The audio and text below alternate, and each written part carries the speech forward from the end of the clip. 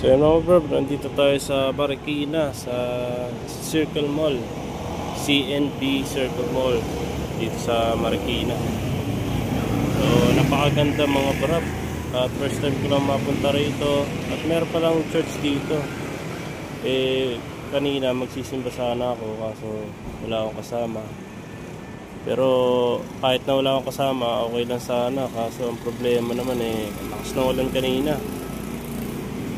Plano ko sana magsimba ngayon kaso itong suot ko ngayon nakakaputi ako, tsaka medyo basa na rin ako, kaya wag na rin.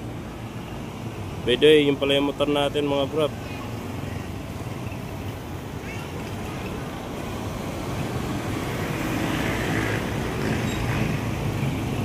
Yan yung motor natin mga bro, at safe na safe, open area.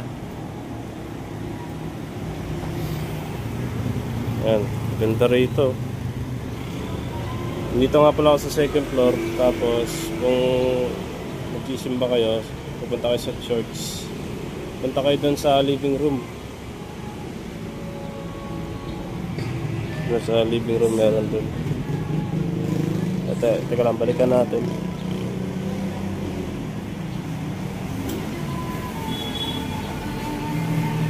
Ang katabi na itong Antiquture Design Studio. And next, ito na yung simbahan. Yan, church. Yan yung nakalagay sa kanya, living room. I mean the living room by Johia Church. Yan. So worship service nila, and worship service is 10 AM in the morning and 4 PM hanggang afternoon service nila. So next, pasokan natin mga brab dahil medyo late na ako. Kaya doon na lang muna ako papasok dahil yung forma ko nakakaputi.